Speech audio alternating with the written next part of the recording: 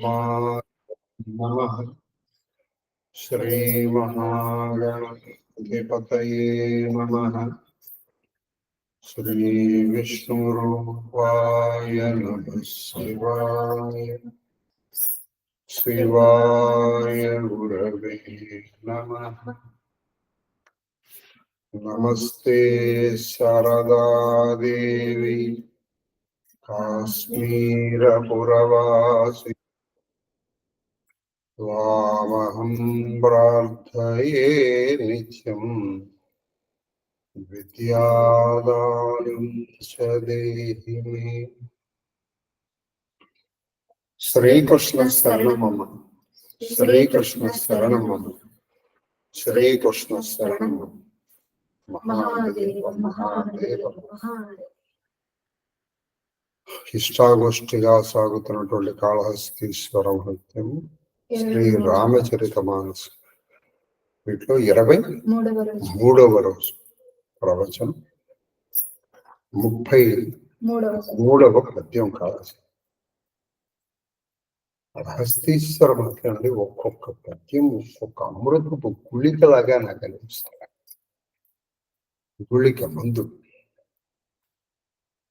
అసలు ఆ పద్యాన్ని మీరు బాగా నిన్న ఆ శివుణ్ణి చూసినటువంటి వాళ్ళు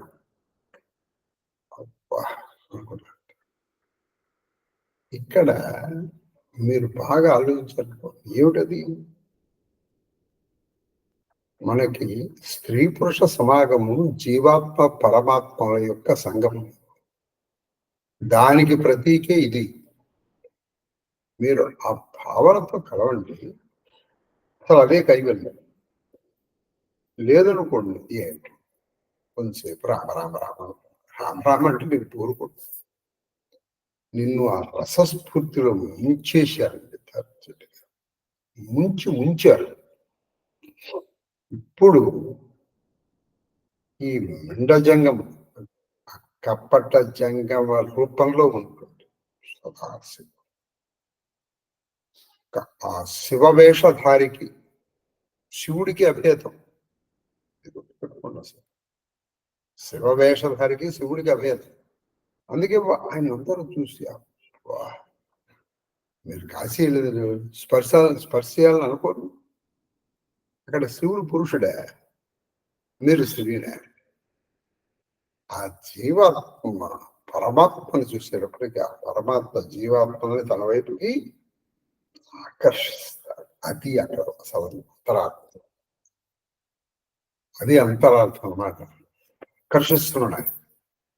అందుకే అక్కడ ఉన్నటువంటి వాళ్ళందరూ కూడా ఏమన్నారు, ఇది మీకు రసస్ఫూర్తి కలుగుతుంది. చూడండి, మామూలుగా శివుడు తప్పితే సౌందర్యవంతుడు ఎవరినాడు?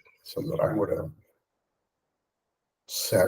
ఆయన ఎవరినైతే కాల్చాడో మన్మధుడు అందగానంటాడో అటువంటి మన్మధులు కొన్ని కోట్ల మందిని కలిపితే ఈ శివ సౌందర్యంలో ఒక లేచ మాత్రం ఒక వంతుర కావచ్చు. ఇప్పుడు మనం విన్నాం చాలా చక్కటి పద్యాలని. కనీసం ఇవాళ నుంచి నేను అనుకుంటున్నాను ఒక 2 వీలైతే 3 పద్యాలైనా చెప్పడానికి ప్రయత్నం చేస్తాం. తొందరే ఉంది, అయినప్పుడే అవుతుంది. అందుకనే చెప్పుకుందాం, అన్ని చెప్పుకోవాలి కదా. అది చెప్పండి. మెండంగ జంగము రూపుదాల్చిన సదాసు ఆ మహాదేవు దాసి ఇంట విడి. ఈ యొక్క దాసి ఇంట్లో ఈయన విడిది చేశాడు. చూసారా? ఆయన ఆస్తి చూడడు, ఐశ్వర్యం చూడడు, నీ చదువు చూడడు, నీ భక్తి చూస్తాడు. ఆయన ఒక దాసి ఇంట్లో ఉన్నాడు. ఇప్పుడు చూద్దాం ఈయన అసలు ఆయన ఇంటికి ఎందుకు వెళ్ళాడు. ఆ రాజవీధుల్లో నడుస్తున్నాడు. ఈయన ఎవరు ఇలా వెళ్తుండగా అందరూ ఈయన చూసి, మరి కథలో కూడా ముగించుకోవచ్చు, తప్పేం లేదండి. ఇందులో మీకు అనేక మాటలు చెప్పాను నేను, ఇంతకంటే చెప్పడం చాలా కష్టం. సంగమం విషయము మాట్లాడటము వినటము తప్పే అయితే ఇన్ని కోట్లు ఖర్చు పెట్టి పెళ్ళిళ్ళు అది కైవల్యంగా చూడాలి. ఎలా చూడాలో పూర్వం చెప్పాను. అది చూడకుండా పశు సమాగమం చేసాం అనుకోండి, ఇది వస్తుంది. మీకు ఒక చిన్న విషయం చెప్తాను, అంటే మీరు బాగా రసజ్ఞులు కాబట్టి పట్టేసుకుంటారు. మీరు కాఫీ తాగారు లేదా టీ తాగారు, టీ తాగి కప్పు అలా పెట్టి వెంటనే ఇంకోళ్ళు వచ్చి మా ఇంట్లో కాఫీ తాగారు, ఇప్పుడే తాగాను వెంటనే తాగుతారా? ఎందుకు తాగరు? ఆ టేస్ట్ ఇంకా మీ నాలుక మీద ఉంది. నిజంగా ఏది కళానుగుణంగా మీరు సంగమిస్తే మీకు ఆ వాంఛ రోజు కలగదు. ఎందుకని అనుభూతులు ఉంటాయి, అది అనుభూతి అనుభవం అంటే. అప్పుడు లేదనుకోండి ప్రతిరోజు శ్రమ, అది తెలియాలండి. ఇప్పుడు మనం బతుకుతాం. చెప్పండి. శార్దూల పద్యం ఆ వేళను ఇప్పుడు చెప్తాం. ఆ వేళను, ఆ సమయంలో ఈయన అలా సంచరిస్తున్న సమయంలో పురపల్లవ ప్రకర, ఆ పురములో పల్లవం ఏమి అర్థండి మీరు లాక్షణికం.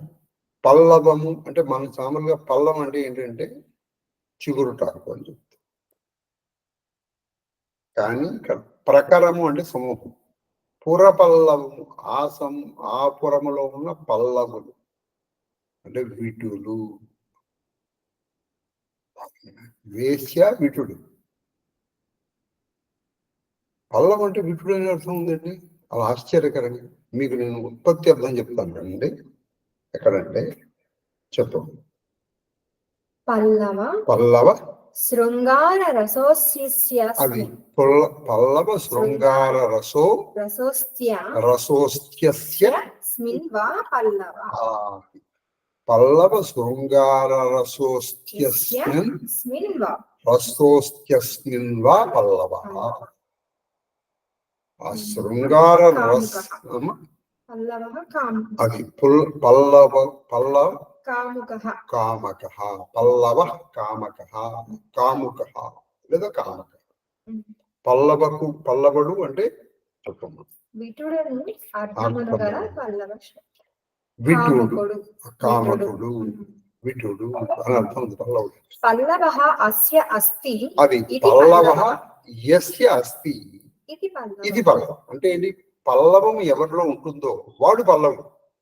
పల్లవం అంటే ఏంటి? శృంగార రసోద్రేకం. శృంగార రసోద్రేకం ఎవరిలో ఉంటుందో వాడు పల్లవుడు, అంటే వాడే విటుడు. అంటే వేశ్యల చుట్టూ తిరిగేవాడు. మీరు వాడికి అదే పని అనుకుంటున్నారు. ఒక అప్పట్లో ఇది ఉండేది. మీరు ఇప్పటి దేశ కాలమాన పరిస్థితులతో అప్పటి దానిలో చేయకండి. సో విటులు ఆ పల్లవ ప్రకారము, ఆ విటుల సమూహం ఈయన ఇలా సంచరిస్తుంది. ఈ సంచరిస్తుంటే ఇప్పుడు ఇంకొంచెం కెమెరా మార్చాడు. అక్కడ కొంతమంది విటుల సమూహం, ఆ సమూహానికి నేత్రానందం, వాళ్ళకి కళ్ళకి ఆనందం కలిగించేది. నేత్రానందం అంటే కళ్ళకి ఆనందం. ఇప్పుడు చెవులకి ఆనందం కల్పించేది ఏమిటది? మంచి పాట. నేత్రానందం అంటారు, అంటే కళ్ళకి ఆనందం కల్పించేది. విటులు వాళ్ళు ఆ మాటే చెప్పేశారు. ఇప్పుడు వాళ్ళకి నేత్రానందం ఏది కలిగిస్తుందో మీరు పెద్ద ఊహించుకోవాల్సిన అవసరం లేదు. విటులకి ఆనందం ఎవరు కలిగించారంటే ఓ మంచి అందమైన స్త్రీ. వాడు విటుడు. ఒక అందమైన స్త్రీ కనిపించడం వాడికి విటుడు. కాబట్టి ఆ పల్లవులకి ఇప్పుడు మనం పేరు పెట్టేస్తాం పల్లవి అని, అంటే తప్పేమీ లేదు, కానీ అది కొంచెం పేర్లు కొంచెం జాగ్రత్తగా ఆలోచించి పెట్టుకుంటే మంచిది. దానికి అర్థం ఉంది. పల్లవి అంటే వేశ్య అని అర్థం. పల్లవుడు, మనం పెట్టేస్తాం పేర్లు. కాబట్టి పల్లవ ప్రకారం, ఈ పల్లవుల యొక్క ప్రకారం అంటే సమూహం. వాళ్ళకి నేత్రానందం కలిగిస్తోంది, వాళ్ళ కళ్ళకి ఆనందం కలిగిస్తోంది ఒక ఆవిడ కూడా చెప్తున్నారు. అసలు ఆవిడ అందం ఎలా ఉందో చెప్పలా, వాళ్ళ కళ్ళకి ఆనందం కలిగిస్తుంది. ఎవరు ఆవిడ అనుకున్నారనుకోండి. బాష్పాంబుధారా వర్ష, బాష్పాంబుధారా వర్ష, బాష్పాంబుధారా వర్షాగమ, అది బాష్పాంబు వారాధా, బాష్పాంబుధారా వర్ష వర్షాగమ చెంచలాలతిక, చెంచలాలు. ఆవిడ ఏముందండి, వాళ్ళకి నేత్రము నుంచి ఆనందం కలిగి నేత్రానంద బాష్ప, ఆనంద బాష్పములు అంటారు. మీకు బాగా ఆనందం వచ్చిందనుకోండి, కళ్ళల్లోంచి నీళ్ళు వచ్చేస్తాయి. ఆనంద బాష్ప, నేత్రానంద బాష్పాంబు, నేత్రానంద బాష్పాంబు, అంబు అంటే నీళ్ళు. నేత్రములకు ఆనందము కలగటం వల్ల వచ్చినటువంటి కన్నీరు, నీరు. ఆ కన్నీరు అనేటువంటి వర్ష ధారలు కురుస్తున్నాయి. చుక్కలు పట్టాలా మనం అంటలా, ఇది అది కుండపోతగా కురిసిందండి వర్షం. కుండపోతగా కురియడం అంటే ఏంటంటే వర్షాంబుధార. మరి వర్షములు వచ్చాయి కదండి, మరి వర్షం ఉన్నప్పుడు మరి మెరుపులు ఉండాలి కదా. ఉందిరనైనా ఎందుకు కంకపడతావు చెప్తారుగా. చెంచలాలతిక వర్షాంబుధార, ఒక ఆనంద బాష్పాంబుధార వర్షాగమ అంటే వర్షానికి ముందర. మీరు గుర్తుపెట్టుకోండి, వర్షానికి ముందర వస్తాయి మెరుపులు. కాబట్టి ఈ వర్షములకు సూచనగా ఒక మెరుపు తీగొచ్చాడు. ఏమిటది? చెంచల లతిక. చెంచల లతిక అంటే తీగ. చెంచల మీరు అమరంలో చూస్తే చెంచలకి ఏం చెప్తారంటే, చెప్పమ్మా, అమరంలో చెంచలాచల,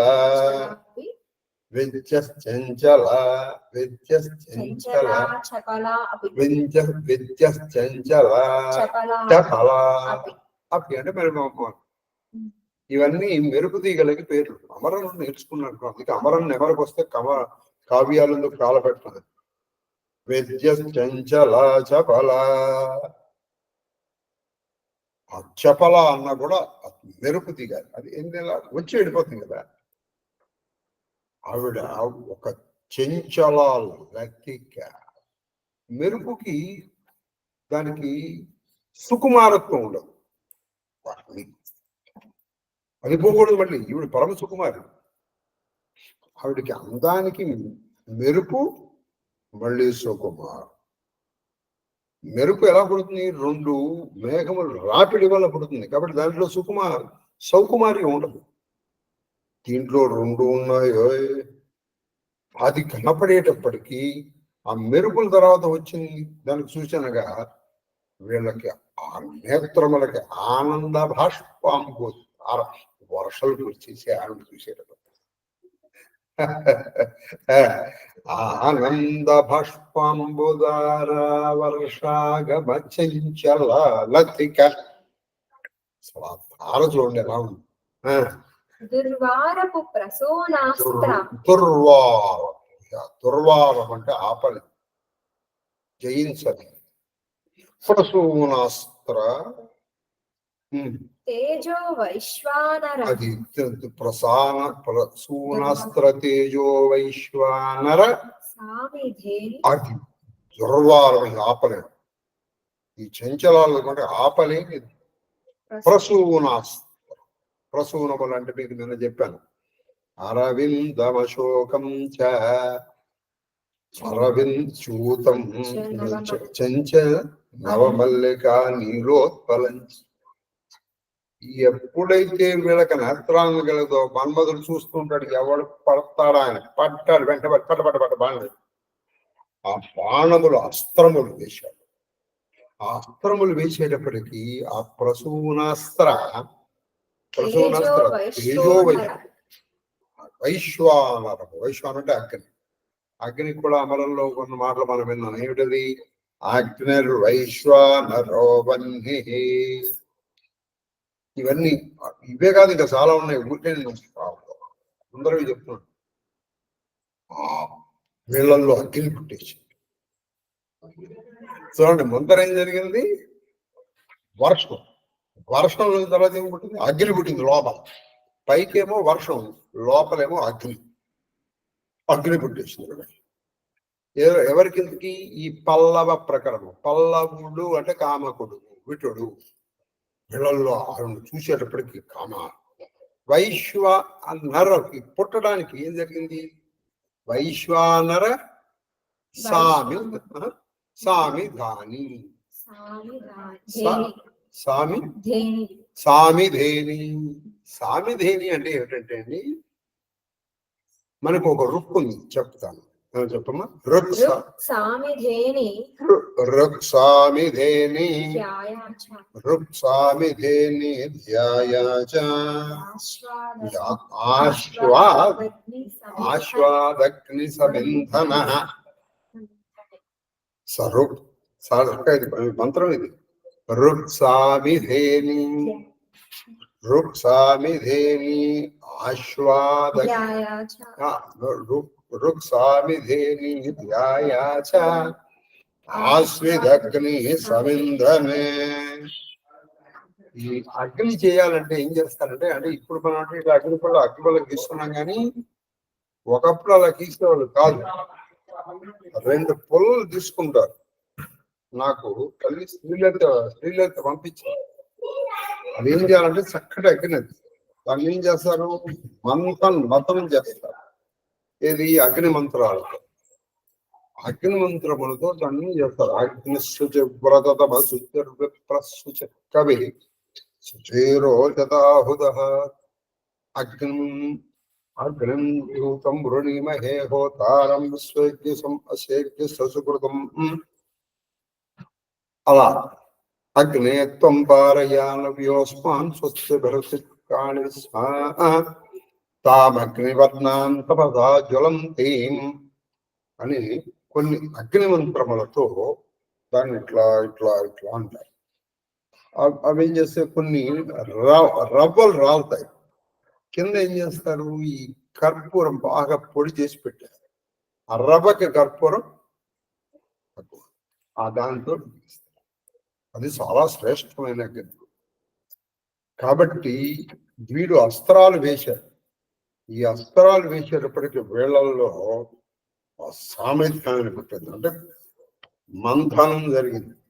పుట్టి అగ్ని పుట్టుకొచ్చింది. ఏమైపోయింది? కామాగ్ని. వాళ్ళని చూసేటప్పటికి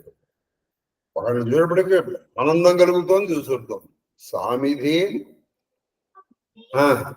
రచనా సూత్ర స్థితి కామిధేని. సామిధేని రచన సూత్ర స్థితి. రచన కామిధేని అంటే దారం. ఈ లోపల ఏం జరిగింది? రచన సూత్ర. ఆవిడని ఇలా చూస్తున్నారు. ఎక్కడ వరకు వచ్చారు ఆవిడని చూడటంలో? అలా చూసుకుంటూ వస్తున్నారు. ఇక్కడ వరకు వచ్చారు, అంటే కటి స్థానంలోకి వచ్చారు. ఇక్కడ రచన సూత్ర స్థితి అది. అక్కడ సూత్ర స్థితి. సూత్ర అంటే ఇప్పుడు ఆవిడ ఒక వడ్డానికి పెట్టుకుంది. వడ్డానికి పెట్టుకోవడంలో మీకు తెలియదు ఏముందండి, రకరకాలుగా పెట్టుకుంటారు. కొంతమందికి అది కొంచెం వెడల్పుగా ఉండాలి, కొంతమందికి అలా ఉండదు. మొలనూలు అంటారు దాన్ని. కరెక్ట్.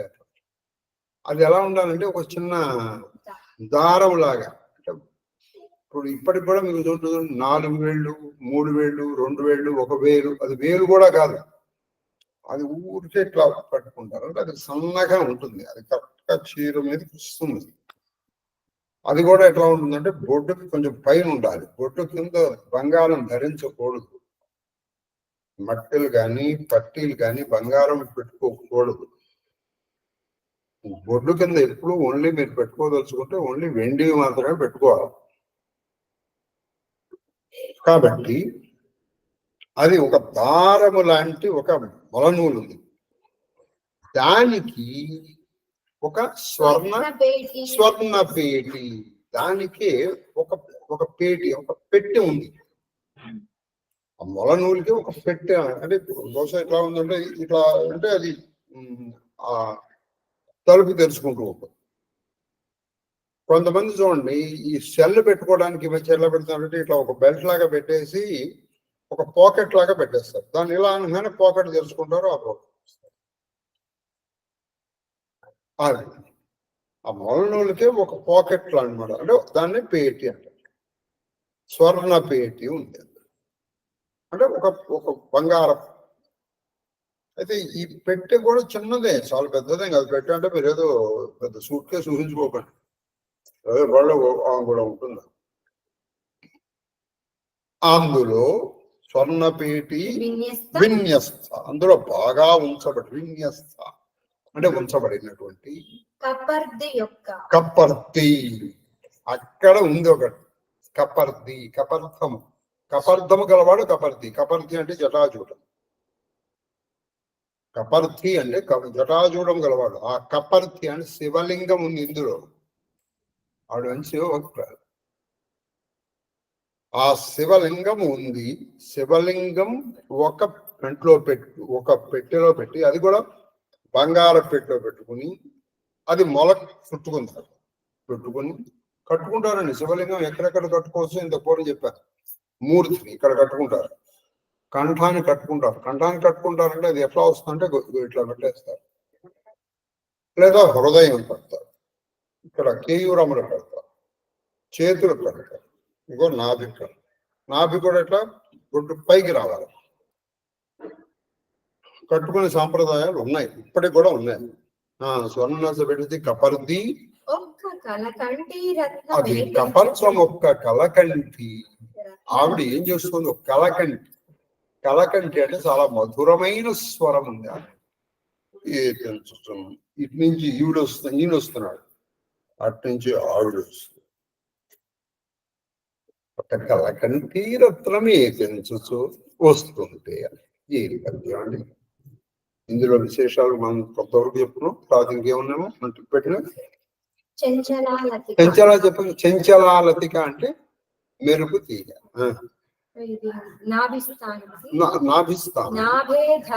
అది నాభేధరస్థాని స్థాలింగస్య అంటే నాభికి అధోభాగములో లింగమును ధరించడం అనేటువంటిది అది పాపము. అంటే దానికి పైన నువ్వు లింగము ధరించవచ్చు.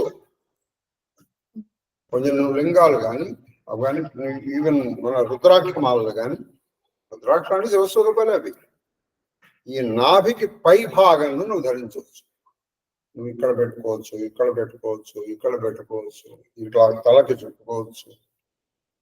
ఏమన్నాడు ఇట్లా ఈ వీటిని కూడా రుద్రాక్షల్ని మొలతాడుగా పెట్టుకునే వాళ్ళు నాకు తెలుసా, అది పైకి ఇట్లా కడతారు వాళ్ళు మొత్తం. రుద్రాక్ష ఈవిడ కూడా స్వర్ణం ఇట్లా పెట్టుకుంది అలా, దానికి నా బదులు అది పాపం. తర్వాత ఈ పద్యం అయిపోయింది. అయితే మనకి ఒక్క ఈ కాళహస్తీశ్వర మధ్యలో నేర్చుకున్న పద్యం అంటే పద్యం మళ్ళీ చదువుతున్నాం, ఎందుకంటే ఆ రసభంగం కలక్కన్నా ఉంటాం. చెప్పండి. ఆ వేళం పురపల్లవ ప్రకర పేర్లవ ప్రకరము నేత్రానంద భాష్పాంబుధారావర్షాగమ చంచలాలతిక. ఆగట్లా ఎక్కడ చూసారా? ఆ వేళం పురపల్లవ ప్రకర నేత్రానంద భాష్పాంబుధారాగమ చంచలాలతిక. దుర్వారపు ప్రసూనస్త్ర తేజో వైశ్వానర సామిధాని తేజో వైశ్వానర సామిధేని రచనా సూత్ర స్థితి స్వర్ణపేటి విన్యస్త కపర్ది కలగంటి. చాలా వచ్చింది పద్యం చూసారా? నేను సరిగ్గా చెప్పుంటే మీకు కూడా వచ్చేసి ఉంది. ఇప్పుడు ఆమె నాకు సరిగ్గా చెప్పింది కాబట్టి నాకు ఆవిడ చెప్పగానే నాకు వచ్చింది. నేను కూడా సరిగ్గా చెప్తే మీకు కూడా వస్తుంది. మీకు ఎందుకు రావట్లేదు అంటే నేను చెప్పట్లేదు. దాంట్లో పెద్ద ఆవిడ చక్కగా పద విభాగం చక్కగా ఎక్కడ ఎలా చేయాలో అలా చేసి చెబుతోంది కాబట్టి ఆవిడ చెప్పగానే నాకు దాదాపు 90% భజ్యం నాకు వస్తుంది. మరి మీకు ఎందుకు రావట్లేదు? నేను సరిగ్గా చెప్పాను. ఆవేళం పురపల్లవ ప్రకర నేత్రానంద భస్వాంబుధారా వర్షాగమ చించలతిక దుర్వార ప్రసూనస్త్ర తేజో వైశ్వానరసామిధేని దశన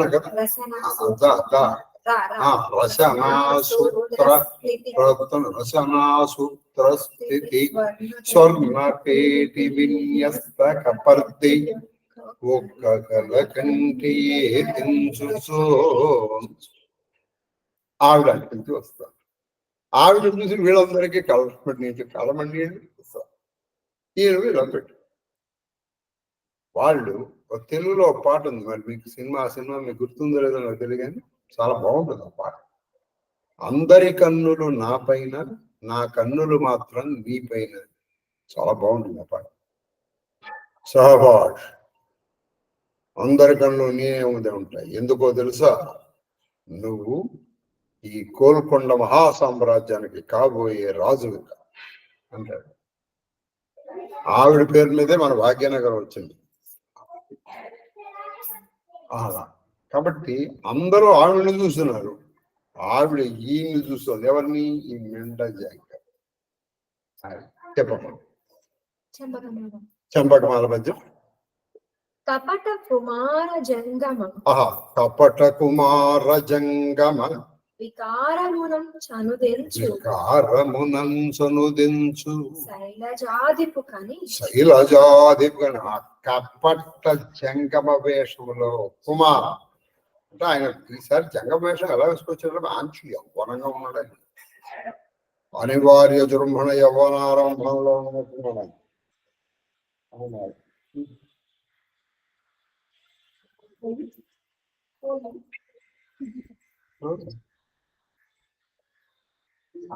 కాబట్టి కపట జంగమ ఆయన అసలే కపట.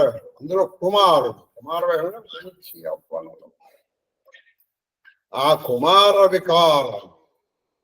ఇది నిజమా? అది నిజంగానే కదా వికారం అంటే. కానీ నిజానికి ఆయన ఎవరు? కపట కుమారుడు కదా రావు. ఆయన శైలజాది. ఇప్పుడు ఆ శైలము అంటే కొండ, దాని నుంచి పుట్టినటువంటి వాడు అంటే పార్వతీదేవి. ఆ పార్వతీదేవి పతి అయినా అటువంటి ఆయన్ని ఈవిడ చూసి, ఎవరు? ఈ చెంచల లతిక, ఈ మెరుపు తీగ చూసి భక్తి పూర్వక ఆయన్ని చూసేటప్పటికి ఈవిడలో భక్తి పొంగారు దగ్గరికి వెళ్ళి అందరూ ఈవిడ దగ్గరకు వద్దామని ప్రయత్నం చేశారు. ఈవిడ వాళ్ళని ఎవరిని పట్టించుకోవాలి. ఈవిడ వెళ్ళి ఆయన దగ్గరికి వెళ్ళి భక్తి పొంగారు దగ్గరికి వెళ్ళి భక్తితో, వినయంతో, విధేయతతో, ప్రేమతో శరణార్థి వనర్చి. చూడండి, వీరశైవంలో ఎలా ఉంటుందంటే శరణార్థి శరణార్థి శరణార్థి అనాలి. అదే వైష్ణవంలో మీరు ఎప్పుడైనా వైష్ణవులు నమస్కారం పెట్టడం మీరు విన్నారు, చూశారు లేదో నాకు తెలియదు. అడియేం దాసోహం అంటారు వాళ్ళు. నమస్కారం అనరు వాళ్ళు, అడియేం దాసోహం. వాళ్ళు అందుకే చెప్తారు, తవ దాసస్య దాసస్య దాస దాస దాస దాస దాస దాస దాసస్య దాసోహం అంటే నీ దాసుల దాసుల దాసుల దాసుల దాసుల దాసుల దాసుల అలా కొన్ని చెప్పి వాడి దాసుని అయ్యా నేను. అక్కడ దాసభావం ఉంటుందండి వైష్ణవం. ఇది కూడా అదే శరణ భావం. శరణ అంటే దాసు. కాబట్టి వైష్ణవంలో దాసోహం, అడియేం దాసోహం అంటారు. అడియేం దాసోహం అంటే నేను. మీరు ఎప్పుడైనా వైష్ణవులు, ఒక వైష్ణవుడు ఇంకో వైష్ణవుని పలకరించే విధానం చూడండి ఎప్పుడైనా. అడియేం దాసు. అదే వీరశైవంలో శరణార్థోహం శరణార్థోహం శరణార్థమస్మి. అయ్యా నేను నీ శరణార్థిని అంటారు వాడు. దీనికి మీరు మీరు ఆ పాల్కూరికి సోమనాథులని బసవపురాణం రాశారు. బసవపురాణం ఆయన్ని గుడగూచి అని ఆయన కథ రాశారు. ఇప్పటికి కూడా మీకు ఆ శివలింగం ఉంది. ఆ గుడగూచి మహాశివభక్తురాలు. తండ్రి కొట్టడానికి వస్తుంటే శివుడు ప్రార్థించింది. ఆ శివుడిలోకి వెళ్ళిపోయింది. వెళ్ళిపోతుంటే ఏం చేయాలో తెలియదు. జుట్టు పట్టుకున్నాడు. ఆ జుట్టు కొంత మిగిలిపోయింది. ఆవిడ శివలింగంలోకి వెళ్ళిపోయింది. ఈ రోజు కూడా ఆ జుట్టు పెరుగుతూ ఉంటుంది ఆ శివలింగానికి. నెలకోసారి ఆ జుట్టు ఇది చేస్తారా. ఆ శివలింగాన్ని మీరు చూడండి, గొడగూచి అంటారు. బసవ పురాణం వీరశైవం అన్నమాట. అందులో ఏం చెప్తారంటే ఈ శరణార్థుల గురించి అజగమే యథాభక్తి అదే అజగమే యథాభక్తి జంగమే అంటే శివలింగం మీద నీకు ఎంత భక్తం. మీకు శివలింగాలు 2 అని చెప్పాను, జంగమ అజంగమ. అజంగమ జంగమ అంటే కదిలే శివలింగం, అజంగమ కదలని శివలింగం. కదలని శివలింగాలు ఇప్పుడు మనం చూస్తాం. కదలని శివలింగం మీద ఇప్పుడు నువ్వు ఎప్పుడో ఏ కేదారం వెళ్ళావు, కాశీ విశ్వేశ్వరుడి దగ్గరికి వెళ్ళావు, ఎంత భక్తిగా ఉంటావో శివభక్తుడి మీద కూడా నీకు అంతే భక్తి ఉండాలని శాస్త్రం.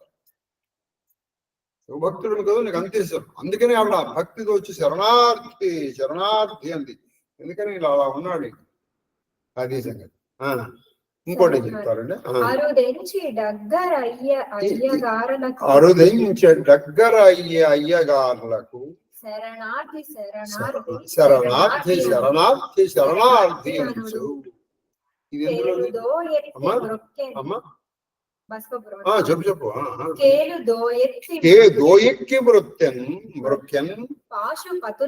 పాశుపతులకు శరణార్థి అని జంగమ. చూడండి, ఇది శివపురాణం. ఇందాక చెప్పింది బసవపురాణం. బసవపురాణంలో ఉన్న వాక్యం చెప్పానండి. శరణార్థి అయ్యగారులకి దగ్గరకు వెళ్ళి శరణార్థి అన్నాడు. శివపురాణంలో ఏం చెప్పారు? ఇదే కేదోయిక్ అంటే 2 చేతులు పైకెత్తేసి ఆ పాశుపతులకు అంటే పశుపతిని ఆరాధించేవాడు పశుపతి. పశుపతిని ఆరాధించేవాడు పాశుపతి. 2010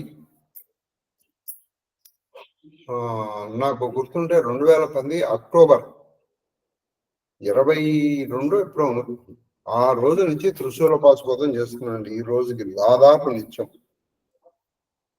మరీ ఇప్పుడు ప్రత్యక్షంగా చేయడంలో ఇప్పుడు నేను బస్సులో కూర్చుంటాను, అభిషేకం మానసికంగా చేసుకుంటాను. కాబట్టి పాశుపత విద్య అని ఒక విద్య ఉంది. మీకు మంచి ఇవాళ చాలా చక్కటి విషయం చెప్తాను. ఇంట్రెస్ట్ వాళ్ళు నోట్ చేసుకోండి, మళ్ళీ నేను అడగను. పాశుపత విద్య ఉంది. పాశుపత విద్య మనం చేయలేమనుకోండి. రోజు శివనామాలు 8 చెప్పుకుంటే పాశుపత విద్య వచ్చినట్టు. నువ్వు పాశుపత విద్య చేసినట్టు. మహానామాలు 8 నామాలు. నేను ఎప్పుడు శివాభిషేకం చేసినప్పుడు చెప్పిస్తాను. శివాయ నమః, మహేశ్వరాయ నమః, రుద్రాయ నమః, విష్ణవే నమః, పితామహాయ నమః, సంసార వైద్యాయ నమః, సర్వజ్ఞాయ నమః, పరమాత్మనే నమః అనే 8 నామాలు మీరు నిత్యం ఎన్నిసార్లు వీలైతే అన్నిసార్లు చేస్తే పాశుపత విద్య వచ్చినట్లే. కాబట్టి పాశుపతులకి శరణార్థి అని చేతులు ఎత్తాలట ఈ శివపురాణంలో. కాబట్టి ఆవిడ ఆ వీరశైవ సాంప్రదాయం తెలిసింది కాబట్టి, ఎందుకు తెలుసు, నీకెలా తెలుసు? అంత శివలింగం ఎందుకు కట్టుకుంటుందండి? కాబట్టి ఆ పాశుపతులకి వెళ్ళి శరణార్థి స్వామి శరణార్థి అని శరణార్థి చేసి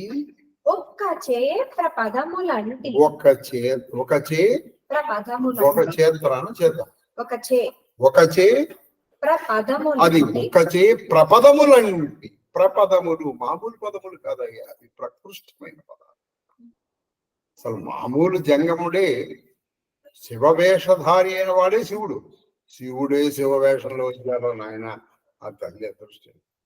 కాబట్టి ఒక చేత్తో ఇలా పట్టుకుంది, ఇలా అంటే రెండు చేతులతో పెడతామంటే ఒక చేయి పెట్టే లోపల ఆయన ఊరుకుంటాడా? ఆయన ఏం చేశాడంటే తన్మృదుల పాణి సరోరుహ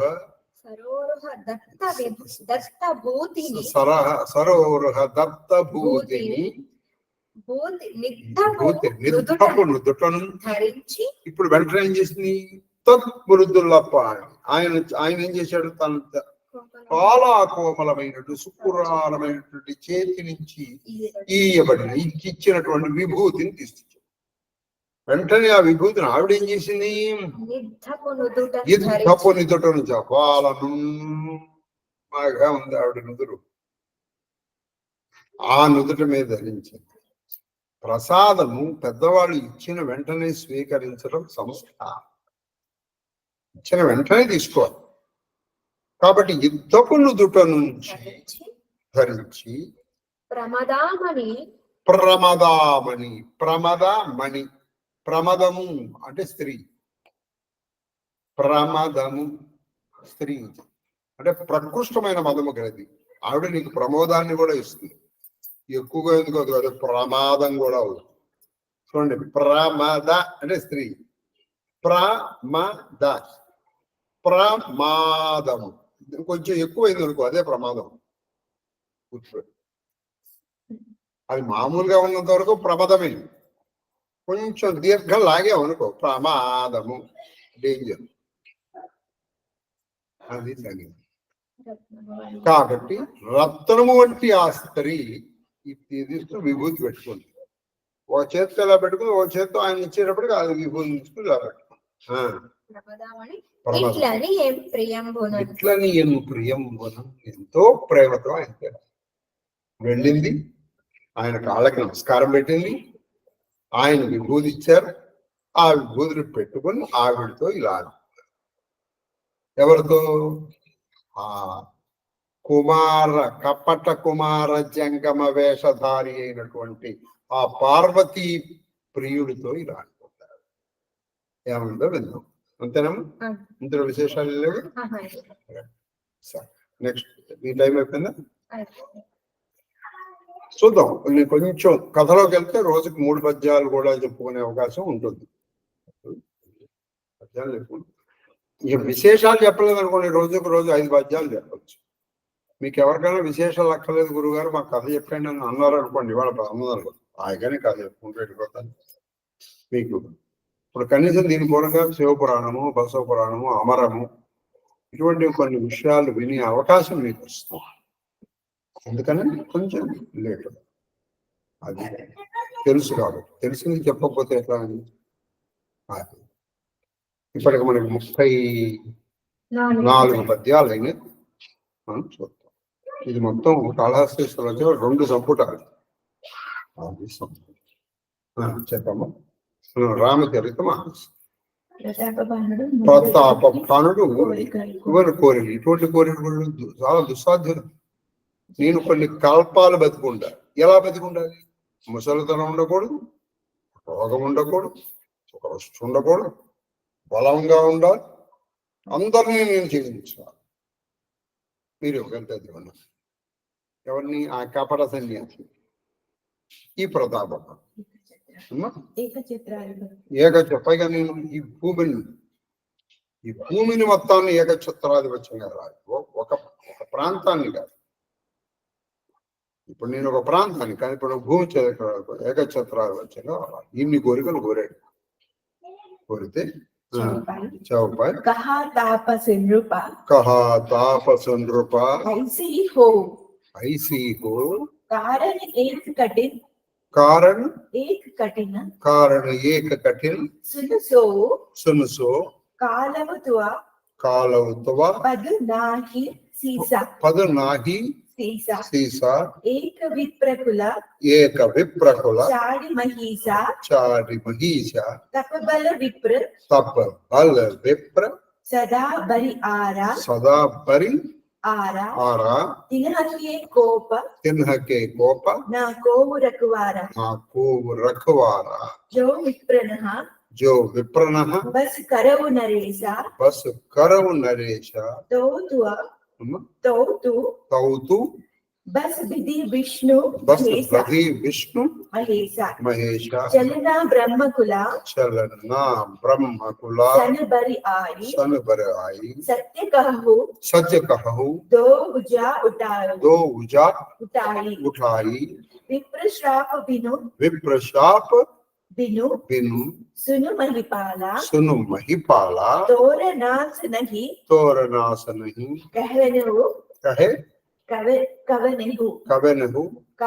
कवनहु काला हरिशौ रावु वचन सुनितानु सुनितासु नाद ना होई मोर अब नासु तव प्रसाद प्रभु कृपा निधान मोकहु सर्व कार कल्याण आकुहन सन्यासी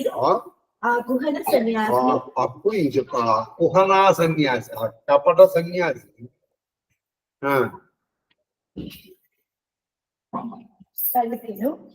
రాజా అట్లే అగు కాక కపట సన్యాసి చెప్పగా రాజా అలాగే ఒక జటిల సమస్య కలదు.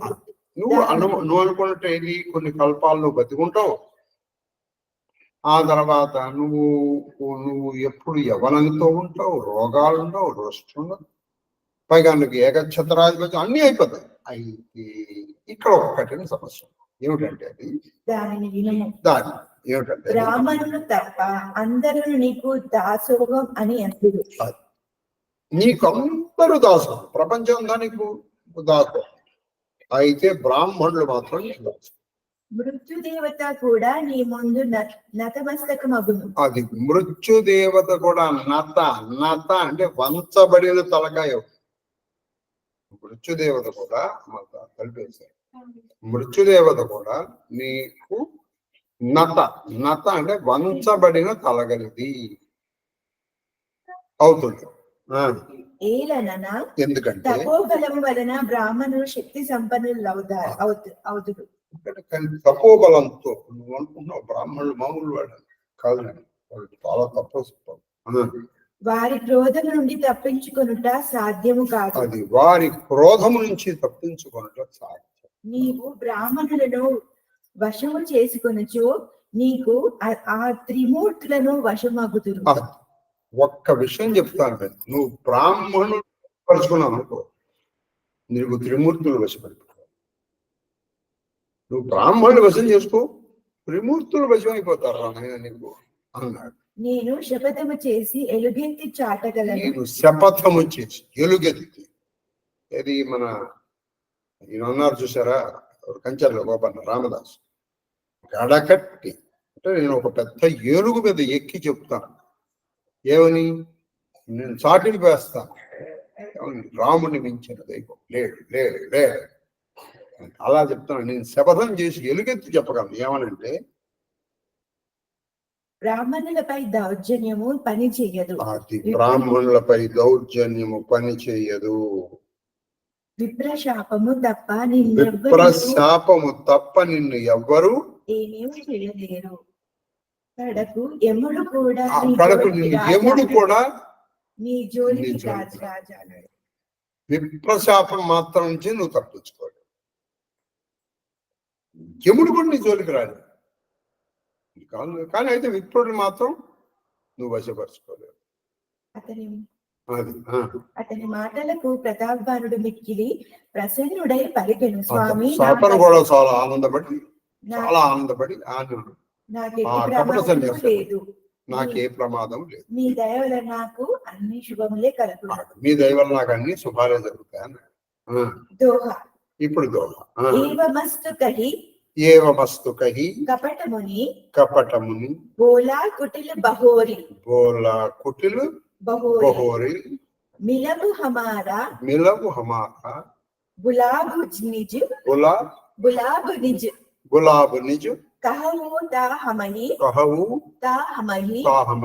నా కోరి అట్లే కానిము అని పలికి ఆ కపట సన్యాసి మరలా ఇట్లా నేను అలాగే కానీ నేను కానీ నీవు ఈ అడవిలో దారి తప్పినదియు నాతో కలిసినదియు ఎవ్వరి తోడనో చెప్పవలదు, చెప్పినచో ఆ దోషము నాది కాదు. నువ్వు ఇంకో విషయం చెప్తాను. నువ్వు అడవిలో దారి తప్పినట్టు గాని నన్ను కలిసినట్టు గాని మన ఇద్దరి మధ్య సంభాషణ కానీ ఎవరికి చెప్పు. అలా నువ్వు చెప్పుకున్నావు అనుకో ఆ దోషం కాదు. ఎందుకంటే ఒక ఇద్దరి మధ్య జరిగిన సంభాషణ ఎవరికి చెప్పకూడదు. ఎందుకంటే అంతరిప్పుడు కూడా గురు శిష్యులు కానీ వాళ్ళు ఎవరు చెప్పకూడదు. అది చౌపాయ్ తాతేమై తోహి బర్జౌ రాజా కహే కథ తవ పరమ అకాజ చటే శ్రవణ यहाँ परत कहानी नासु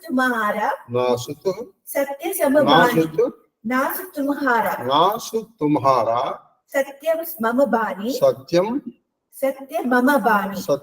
बानी यहाँ प्रकटे अथवा द्विजश्रापा नासु तोरा सुनु भानु प्रताप आन उपाय निधन तव नाही जो हरि हर कोपहि मन माही सत्यनाद पदगही नृप भाषा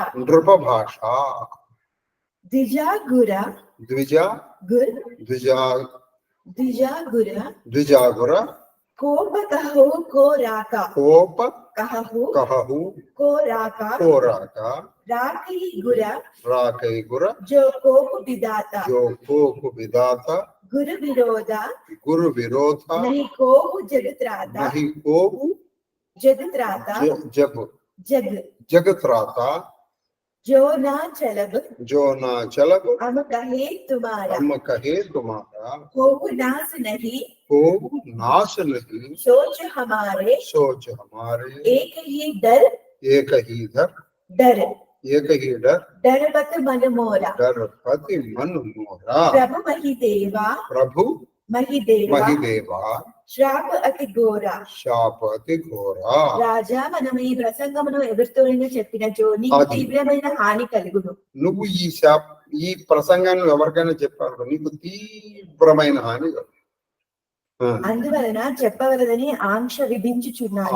నేను మీకు ఒక ఆంక్ష, ఒక షరత్, ఒక కండిషన్, ఒక మన ఇద్దరి మధ్య ఒక దీన్ని అంటారు సమయము అనగా షరత్, కండిషన్ పెడతాను. మన ఇద్దరి మధ్య జరిగిన సమాటం ఎవరికి నువ్వు చెప్పద్దు.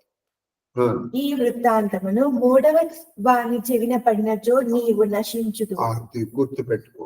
ఈ వృత్తాంతానికి నువ్వు మూడో వాడి చెవిన పడేసావు అనుకో, అంటే ఈ తమ్ముడుకో ఎవరికైనా సరే చెప్పావు అనుకో, నువ్వు నశించిపోతావు.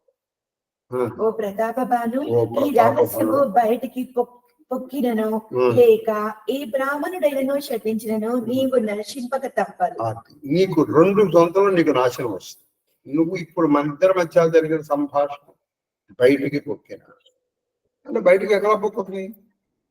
నువ్వు చెప్పాలి లేదా నేను చెప్పాలి. ప్రస్తుతం మన ఇద్దరం తప్ప ఇంకెవరు లేదు. నేను ఎవరికి చెప్పాలి అంటే చెప్పడం జరిగితే నీ వల్లే జరుగుతుంది. అప్పుడు నాశనం లేదు. ఇంకో సందర్భంలో నాశనంతో ఏ బ్రాహ్మణుడైనా నిన్ను శపించాడు అప్పుడైనా నాశనం అయిపోతావు. ఈ 2 సందర్భాల్లో నువ్వు సర్వనాశనం అయిపోతావు. బ్రహ్మ మహేశ్వరులు కోపగించినను వేరే ఏ విధముగానూ నీవు చావవు. గుర్తుపెట్టుకో, మనకి గురుగీతలో ఉంది బ్రహ్మ విష్ణు మహేశ్వరులు. శివుడు కోపపడితే నిన్ను రక్షించడానికి గురువు ఉన్నాడు. గురువు కోపడితే శివుడు కూడా రక్షించాడు.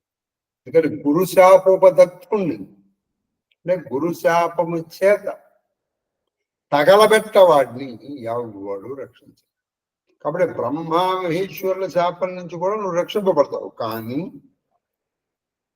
పూసురులు పూసురులు అంటే బ్రాహ్మణుల శాపం నుంచి మాత్రం నువ్వు రక్షించావు. అంటే ఒకటి రాజు పలికేరు, స్వామి బ్రాహ్మణుడు గురువు అయిన వారి కోపముల నుండి ఎవరు రక్షించెదరు? బ్రహ్మ కోపించినను గురువు రక్షించును. బ్రహ్మ కోపించినను గురువు రక్షించు. కానీ గురువు విరోధి రక్షకులు ఎవరు? గురువే కనుక నీకు విరోధి అయ్యాడు అనుకో, మీరు చెప్పిన ఇదే మాట గురుగీతలో ఉందండి, యాజ్ ఇట్ ఈజ్ గా. అయితే అక్కడ శివుడు అన్నది, ఇక్కడ బ్రహ్మ. మీరు చెప్పినట్లు చేయనిచో నేను నశింపక తప్పదు. అది ఈయన కూడా చెప్పాడు, మీరు చెప్పినట్లు చేయకపోతే నేను నా నాశనం తప్పదు. దీనిని గురించి నాకు చింత లేదు, కానీ కేవలం ఒక భయం మాత్రం కాదు. దీని గురించి నాకు చింత లేదు, ఎందుకని నేను ఎవరికి చెప్పాను. అయితే నాకు ఒక్క చింత అంటే ఒక భయం, ఒక దిగులు. బ్రాహ్మణ శాపం మిక్కిలి భయంకరమైనది. బ్రాహ్మణ శాపం మిక్కిలి భయంకరం, అది నాకు తెలుసు. అయితే దోహ హోయి విప్ర బస్ కవన విధి కహో కృపా కరిసోవు తుమ్హా తజి दीन दयाला निज हितु ना देखिव कोवु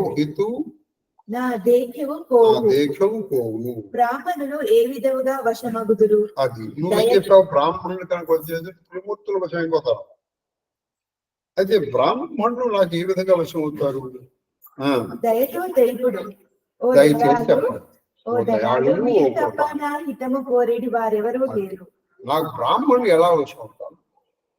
అప్పుడు నా హితం కోరేది మీరు తప్ప ఇంకెవరన్నారండి? చెప్పండి.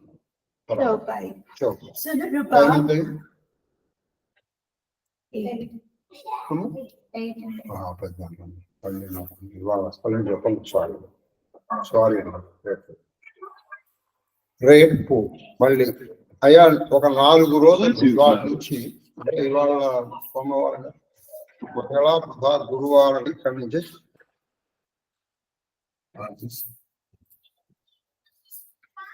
ఇక్కడ శుక్రవారం మన హిమక్క సౌలభ్యం కోసం మళ్ళీ అక్కడికి వెళ్తాం. ఇక్కడ శుక్రవారం నాడు అవి రాలేనని చెప్పి అక్కడికి మాత్రమే రాగలనని చెప్పి అల్లరి వాడు వస్తారు.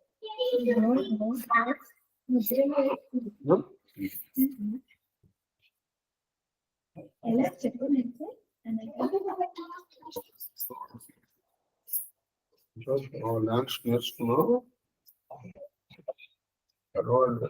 సంగీతం ఇంకా సంగీతం లేదు, డాన్స్ ఒకటే ఉంది. రోజు ఫ్రైడే సంగీతం,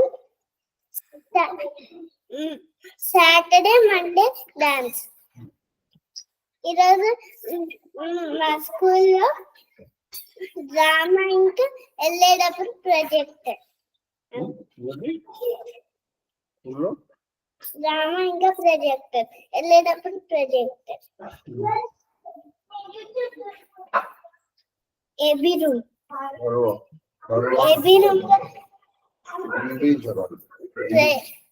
ప్రొజెక్టర్ దగ్గర మాట్లాడితే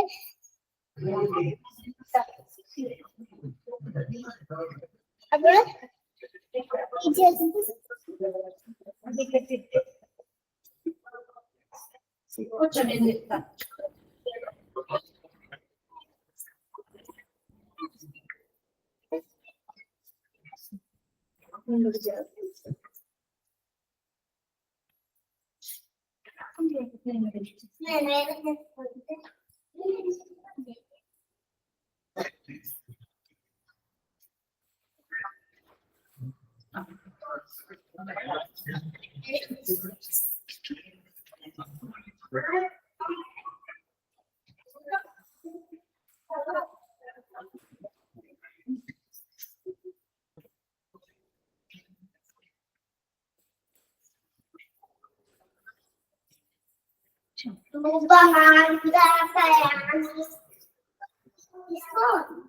సాక్షాత్ దీపం దర్శయామి ధూపదీపానందం శుద్ధాచమనీయం సమర్పయామి.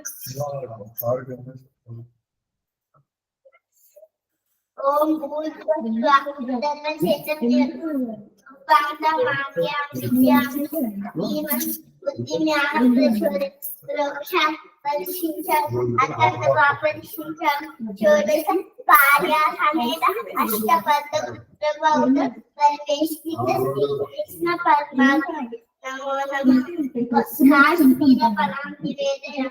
ఓం ప్రాణాయ స్వాహ ఓం అపానాయ స్వాహ ఓం యానాయ స్వాహ ఓం ఉదానాయ స్వాహ ఓం శమానాయ స్వాహ ఓం ద్రవణాయ స్వాహ. మధ్య మధ్య పాణిని స్ఫురక్షామి పాదోత్రక్షామి మృగపక్షామి సమర్పయామి.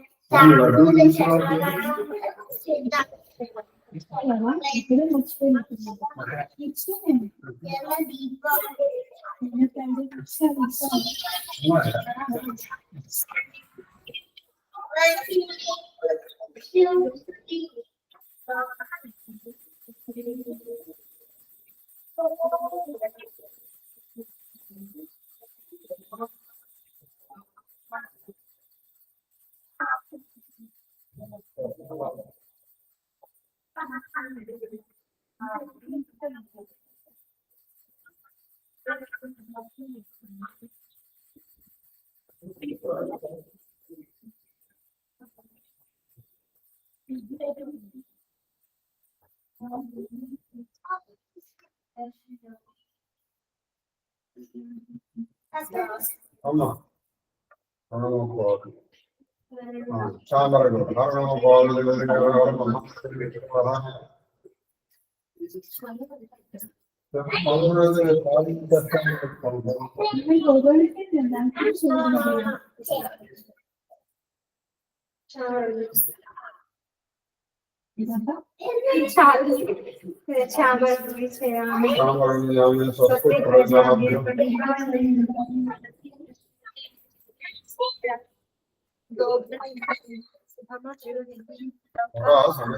చెప్పు గట్టిగా చెప్పు.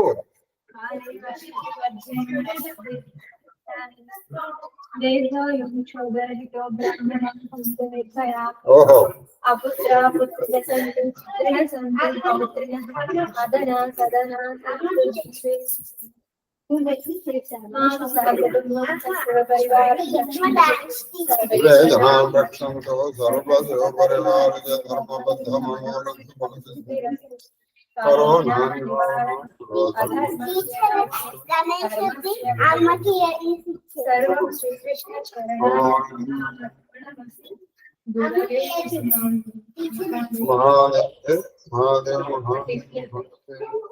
మహాదేవ మహాదేవ మాస్టర్ మహాదేవ మహాదేవ మహాదేవ మహాదేవ మహాదేవ మహాదేవ శాస్త్రి గారు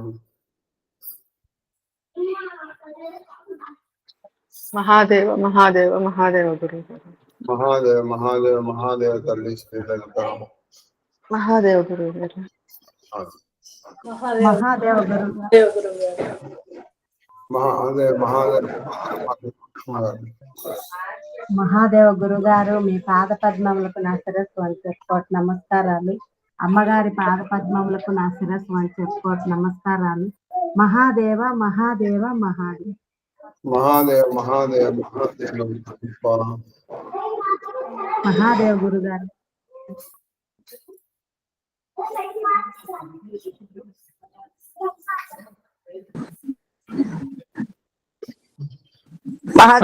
నమస్కారం. మహాదేవ మహాదేవ మహాదేవ మహాదేవ మహాదేవ జయలక్ష్మి గారు మహాదేవ మహాదేవ మహాదేవ అక్కనాగమణి 13 పొద్దున 13 పొద్దున ఎన్నింటికి వస్తారు ఇక్కడికి? తెల్లవారుజామున 5:30, 6 అవుతుంది మాస్టర్ పొద్దున. అంటే మీరు బయటకు వచ్చారు 7 అవుతాము. లేదు లేదు, బయటకు వచ్చేసరికి 5:30. బయటకు వచ్చేసరికి 5:30 అవుతుందా? మహాదేవ్ వాళ్ళు వచ్చారా? వచ్చారు మాస్టర్ గారు. మహాదేవ్.